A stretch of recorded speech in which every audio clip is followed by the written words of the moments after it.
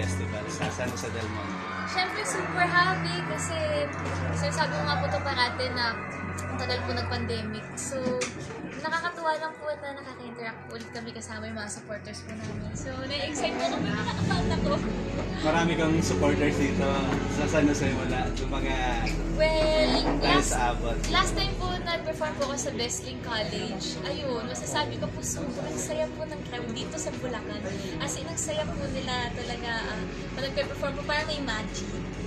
What to expect dito sa performance mo? Sing and dance? Well, sana po hindi ako magkalat. Pero i-enjoyin ko lang po talaga. Kasi kumbaga, para sa akin po, gusto ko lang mag-enjoy kami lahat. Magkamali man, madulas man, magkamali sa lyrics, importante mo nag-i-enjoy. Makakasama mo yung mga kapamilya rin dito. Sila Easy, sila Robby Domingo. So, kamusta? Are you excited working with them dito? First time ko po maka-work si AC and si Sir Robby. Pero si Dana, namimit ko po siya pag sa mga events, ganyan. So nakakatuwa din po kasi ang bait din po nila. Masarap sila katrabaho. And ayun, na-excite lang din po ako kasi nga kumbaga, parang ito na po talaga yung sign na wala nang network or Okay. Excited ka rin soon sana sa acting din, na? Yes! Actually, gagawa po ako ng mga movies soon na ang mga katrabaho ko rin po is hindi lang from James. Okay. So, nakaka-excite po talaga kasi para sa amin po mga artista, masaya po kami kasi mga katrabaho po namin sa Tisala po kami, wala nang barrier. Ano yung performance na gagawin mo rito? Well, mga malagyan sila po na. Wow! So, wish me luck, pero enjoy ko lang po. Ang ganun talagang artista ngayon, no? Dapat versatile. Kumbaga, kaya na niya talagang kahit anong mga talento na pwedeng ibigay sa kanya. Kaya niyang gawin. Well, syempre iba-iba po tayo. Meron pong talagang sobrang pro po, talagang acting lang ang preferred nila. Ang importante lang naman po sa amin is ginagawa po namin yung best namin. Meron po talaga kasing iba din na marami na po kayang gawin. Like, kunwari ako, may mga kaya po kong gawin na hindi na kaya. At may mga kaya din silang gawin na hindi ko kaya. Importante po lahat kami, binibigay yung best namin. At may sarili po kami yung posisyon. Ikaw daw lahat kaya mong gawin. Yes, Pati nga daw mag-opera eh. Dance, acting. Hindi naman po. Talagang ano lang siguro, ini-enjoy ko lang po talaga. Kumbaga, hindi naman po ako the best sa lahat po eh. Pero, yun lang, ini-enjoy ko lang. Yung nag-anniversary na kayo, no? Nakaabot isang taon yung abot. Kamusta? Ano pa yung aabangan? Marami po silang aabangan. Kumbaga nga po, ang dami po kasing cast. So, ang dami po pwedeng mangyari sa story. Pwede po kami ikot-ikot pa. At naintindihan po kayo, naiinis po kayo kay Moira. Pero wag po kayo mag-alala dahil marami pong mangyayari. May mga twist. May mga twist. Sana lang po talaga, ma-enjoy lang po nila yung story po namin. I was working with Miss Pinky Amador. Si Tita Pinky, I love Tita Pinky so much. Sobrang bait po niya na Tita Pinky. Mukha na po talaga siyang suplada, maldita dahil po sa character niya. In person. Super po. And si Tita Pinky po, sobrang parang siyang bata. Yung spirit niya, parang bata. Free spirited, masaya siyang kasama, like may TikTok. Kamusta naman kayo ni Ken? Di ba parang yung tandem, di ba? Alam niyo Yung po, fans club niyo. Napag-uusapan po At sa namin. TikTok. Napag-uusapan po namin ni Ken-chan. Ayun nga, unexpected po siya. Pero napag-uusapan po namin na kahit kami, pag sa eksena po, kinikilig po kami sa nangyayari sa eksena. Ayun. So, yun. Possible bang masundan pa yan ng ibang project? Why not po, di ba? With Ken-chan? With Well, Ken-chan. why not po kasi... Buti hindi na kuya. Attention na. Ken-chan Wag na na. daw po kuya eh, sabi. Naka-perform mo na ba rin siya with sa the same stage with Ken? Hindi performance, pero nag-mall show po kami minsan magkasama.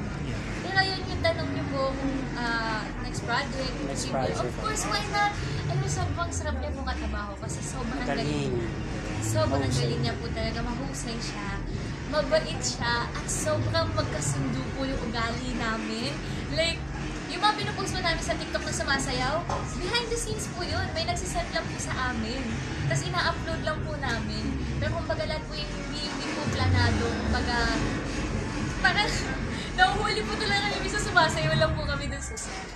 Juliana, ng pakiramdam, ikaw daw ang prinsesa ng panghapong palabas ni Jenny. Grabe naman. Ikaw na ang prinsesa. Grabe na, salamat po. Pero ayun nga, natutuwa nga po kapag may mga ganyan po tumatawag sa akin at nasasabi sa akin. Pero sa akin po kasi more than that, mas importante po yung i-enjoy ko lang. Kumbaga hindi ko po siya nahayaan na pastak po sa akin na, ay, ito ka. Minsan nga po nakakalimutan ko po artista po ako eh. Pag lumalabas po ako, nalilimutan ko po artista po ako. So, yun na, enjoy lang po talaga sa ako. Napapansin na rin yung yung galing mo sa pag-acting ngayon. Lately, Pamas, di ba, binigyan ka ng parang at mas marami pa yan because of the abot kamay. Ano masasabi mo? Yung po ay ang Herman Moreno Youth Achievement Award. Siyempre, kasi inspired po ako kasi alam ko po marami po kami na-inspired sa show at sa ginagawa ko. So, sinasabi ko nga po parati kung ano po dumating, gigib ko lang po yung season.